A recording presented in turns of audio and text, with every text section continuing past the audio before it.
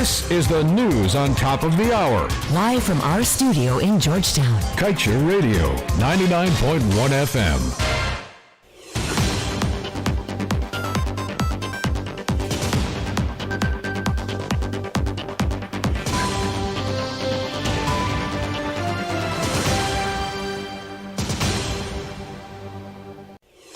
Good evening. Welcome to this evening's newscast. Right here on Kaieteur Radio, I'm Kevin Smith. Let's get to the news in detail.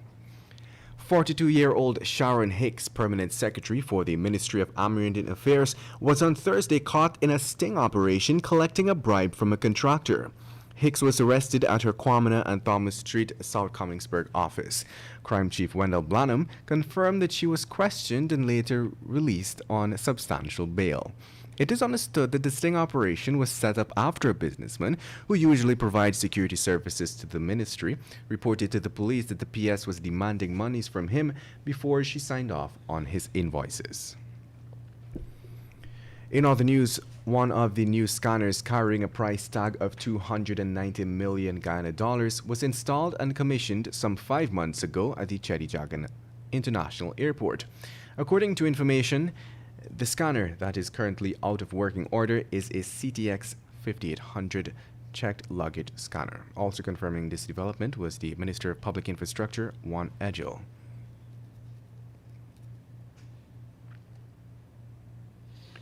And moving on. Come October 22nd, several criminal charges will be read to Digicel Guyana and its Chief Executive Officer, Gregory Dean, for the unauthorized use of spectrum and the failure to comply with notices to seize such acts. Spectrum refers to the frequencies that are used to transmit sound and data across the country to phones. Filing the said charges was Prime Minister with responsibility for the telecommunications sector, Mark Phillips. And moving on. Despite getting off to a most controversial start earlier this year, Superior Concrete Inc. is hoping to turn over a new leaf and lead the charge in developing a safe and responsible concrete company in Guyana. The company, during its initial development efforts, had clashed with local authorities over its move to set up the said operations at Houston Estates. There were complaints that proper procedures were not followed, that it was not in compliance with the nation's laws, and that there were blatant instances of disrespect. Since that fallout, the company has restructured its management and is determined to demonstrate that it intends to be compliant and work with Guyanese. And now let's tell you, parties involved in the libel matter between Kaieteur News and former NISL CEO Winston Brassington have failed to reach a consensus for the payment of approximately $18 million judgment awards.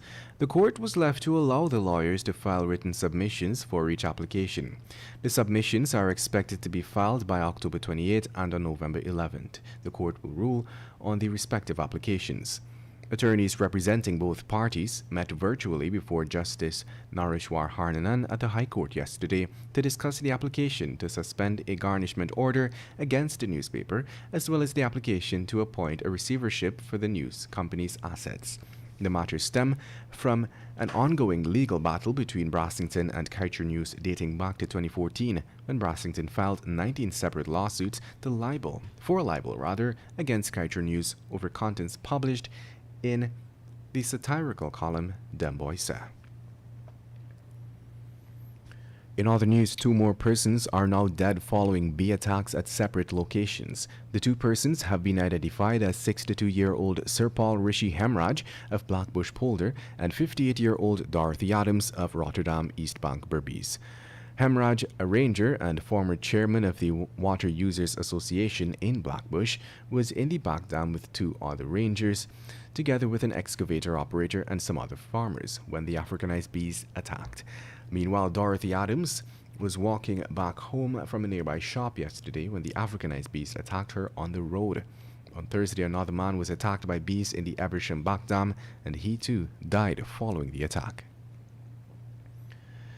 And more troubling news, a 58-year-old woman who yesterday accompanied her son to court for a matter collapsed and died at the Vigilance Magistrates Court moments after complaining of feeling unwell. That woman has been identified as Gloria Thomas of Vigilance South East Coast Amarara. While the woman was waiting for her son's matter to be called, she later entered the courtroom, where she collapsed. The emergency medical technicians were called in, and when they arrived at the court, they administered oxygen, but Gloria remained unconscious. She was then rushed to the Georgetown Public Hospital, where she was pronounced dead. And with that, we've come to the end of this evening's newscast. I'm Kevin Smith. Thank you for listening. Do have an enjoyable and safe weekend.